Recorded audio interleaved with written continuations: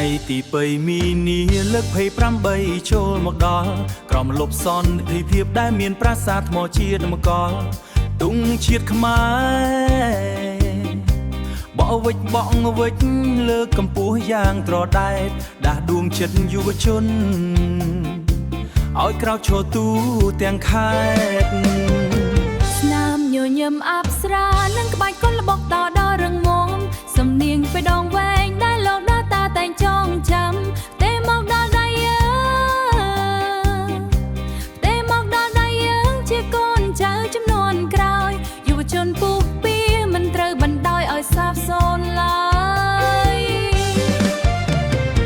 ព្រៀបសរសន្តិភាពហៅឆ្វែនាំក្តីសង្ឃឹម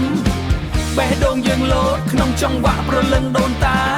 ទូលោកីប្រែប្រួលតែឈាមខ្មែរនៅចងក្រងគ្នាក្រោកឈរឡើងពួកយើងជាអ្នកបន្តវេនការពារយុវជនដើម្បីវប្បធម៌ជាតិអោប្រសើរមករមិនឲ្យរលត់ភ្លៀងយកសិល្បៈប្រពៃណីមកលេងលំនឹងស្មារតីថ្មី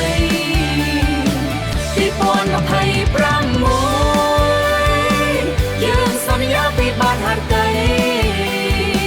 ថែរក្សាព្រលឹងជាតិឲ្យរស់រវើកជានិរន្តរ៍ពីចម្លាក់នាគ្រាដល់អពលកតន្ត្រីសម័យអ្វីដែលដូនតាអន្សល់គឺពោពេញដោយតម្លៃ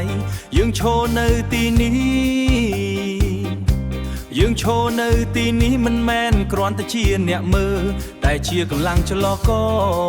ដែលធ្វើឲ្យវប្បធម៌ដើរទៅមុខវាមិនមែនត្រឹមតែអបអរតែត្រូវអនុវត្តពិតតន្ត្រីនិងរបាំគឺហូរក្នុងរាល់គំនិតបើកភ្នែកឲ្យទូលាយស្លឹងមើលទៅមុខ